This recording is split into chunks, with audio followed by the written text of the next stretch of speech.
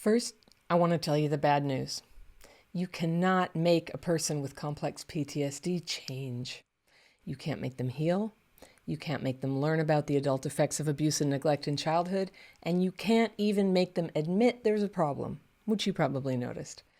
But the good news is there are things you can do to help a loved one accomplish all these things themselves without being controlling or judgy, because I'm telling you, we don't like that. I'm Anna Runkle, also known as the Crappy Childhood Fairy, and I teach people practical steps that help heal the symptoms of childhood PTSD and CPTSD. And in this video, I'm going to give you 5 tips for how you can genuinely help another person's healing and at the same time help yourself to enjoy more kindness, less chaos, and more closeness with this person you love who's still struggling with trauma symptoms.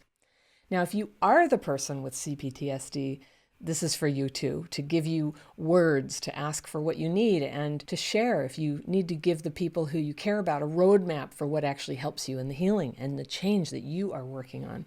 I get at least one letter or comment every day from someone who's hurting because of a loved one's CPTSD behavior. Things like being shut down and cold, or flying into rages and saying cruel things that are out of character. And for the people who love people like that, witnessing this behavior and getting hurt by it becomes its own kind of trauma, doesn't it? And so in these letters, a lot of people ask me, what can I do to get this person I love to see that this is complex PTSD and that they need to change? And they're probably right. It probably is CPTSD. They probably need to change. But I'm going to tell you what I tell them. For you, the person who wants their loved one to freaking heal already and change, here's the thing. What actually helps them is probably not what you're doing right now. It's counterintuitive, I know.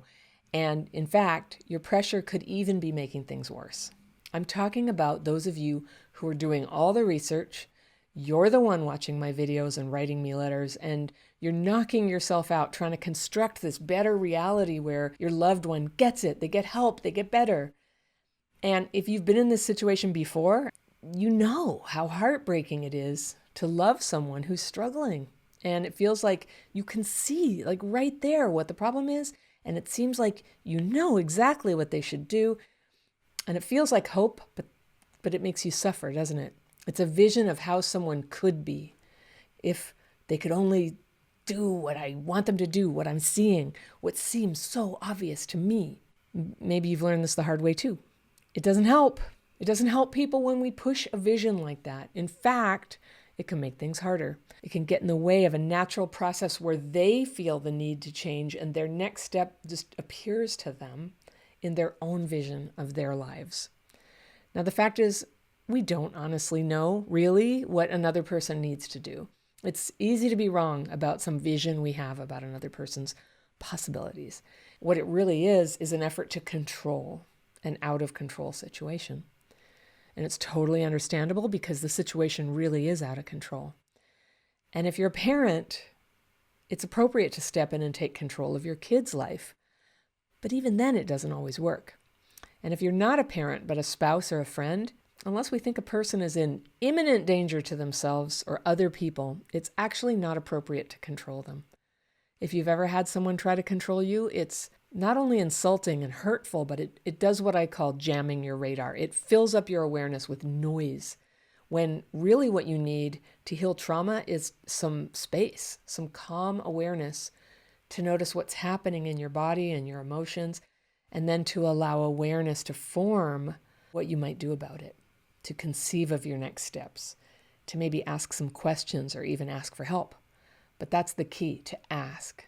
Asking is readiness. It's openness. A person who is asking for help can be helped. This is not like performing CPR. Helping a person who also needs to help themselves, it requires an invitation. So you're invited to give your opinion and help. So until your loved one with CPTSD invites you to help, what can you do? Okay, here are my 5 tips. First of all, be safe. This video is all about helping the many people with CPTSD who are very safe, not going to hurt you. But in a few cases, abusive behavior is also connected to trauma symptoms. So I just need to spend a moment here saying, You should never, ever tolerate violent or abusive behavior from anyone.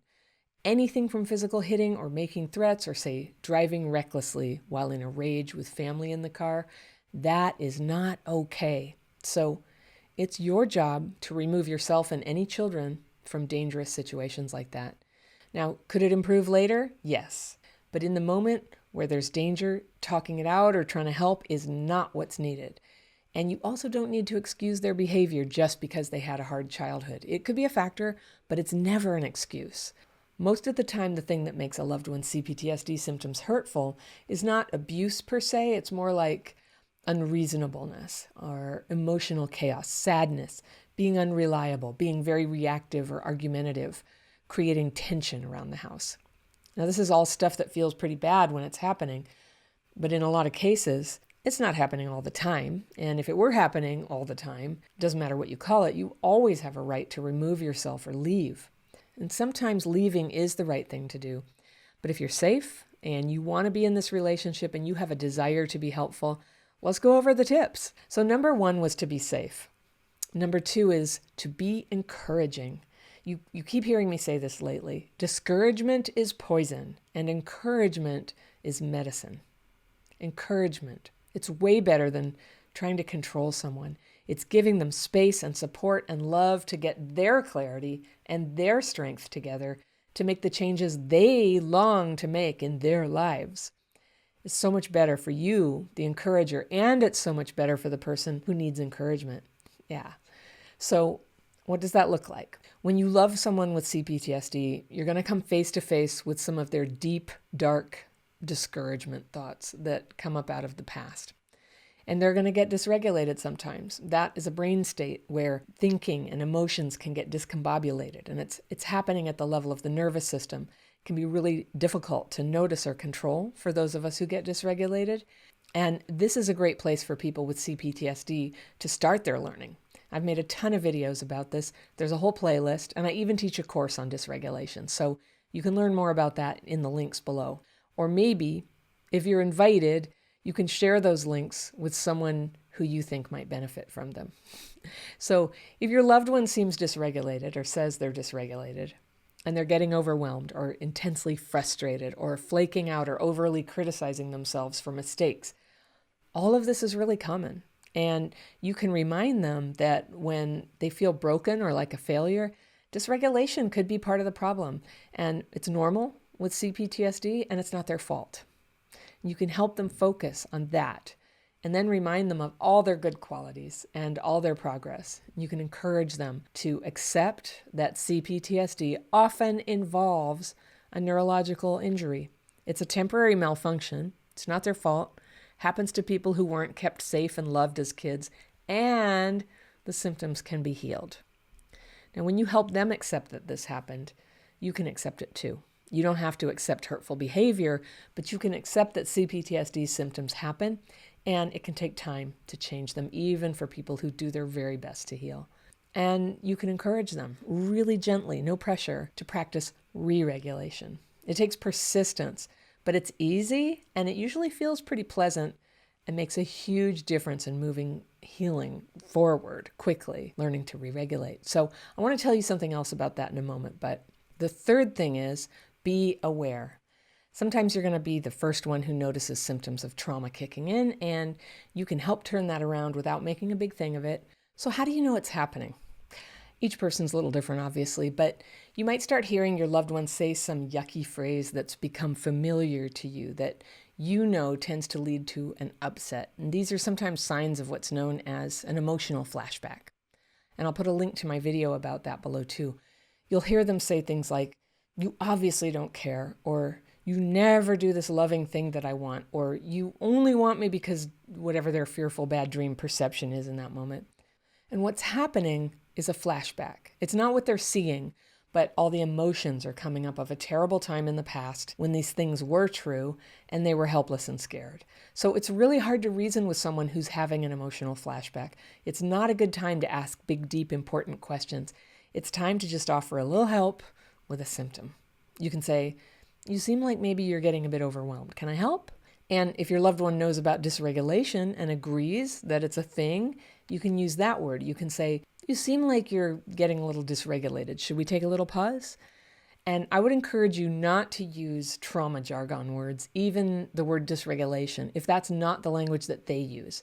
Then it just feels like judgment and someone on a high horse. You can say things that are not judgy, but just reassuring. You can say, if you need a break, I'll wait for you. It's not a problem. I'll be right here. And this is really good, in fact, when the fear of abandonment has a grip on them. Sometimes people say hurtful things in this fear state, like they don't need you and you should just leave them and get it over with, things they don't mean. And in this case, it's just the abandonment wound talking. It's a very crude defense mechanism. And it's a terrible thing to say when you don't really mean it, and it can border on emotional abuse. But if you're in a situation where you know they don't mean it and you just want to help them through this bad moment, you can say, nah, I'm not going to leave. I'm staying with you and I'm not going anywhere. And it can be like you're talking to the person inside that defense mechanism. It can be really helpful. Now, again, I'm not recommending you just turn into a numb person and let yourself get traumatized. You're going to have to use your judgment about when you want to stick around and give reassurance and when it's better to just step back and protect yourself. Now, some people ask me, if my loved one asks me a loaded question like, do you think I'm actually crazy? Or, your mom told me I ruined Christmas. Do you think I ruined Christmas? You're right. You should proceed with caution. Because while this person is in a CPTSD state, it's a terrible time to discuss criticisms that you actually have. This is a good time to be extremely gentle. The slightest criticism is going to sound really huge to them when their CPTSD symptoms are up. So if there's anything you need them to know that you must have them know, you can make it very gentle and very small and still get through. You can say the least amount of hard stuff necessary. And then later, when everything's calmer and stakes are lower, you can talk about more what happened and what bothered you about it. Finally, the fifth tip is that if you want to help someone recover yourself. You wouldn't be with this person if you didn't have a little bit of this stuff yourself. And if you didn't have it when you met them, you have it now, right? You can take my courses. You can use the techniques I teach for calming dysregulation and gaining more clarity, more freedom to be yourself. And not only will this help you deal with a loved one who stresses you out, but you just might attract them to sit down and try the techniques too. And I've been teaching this stuff for 26 years, and I've never succeeded in pushing anyone to try it. I tried, but the only people who came to it came because they saw what healing looked like in me and started to ask me about it. So if these tips are hitting the spot and helping you understand how to help someone else with CPTSD, you might want to try this video right here that goes a little deeper into symptoms that are common with CPTSD. It might help explain what you're noticing in them and maybe in yourself. And I will see you soon.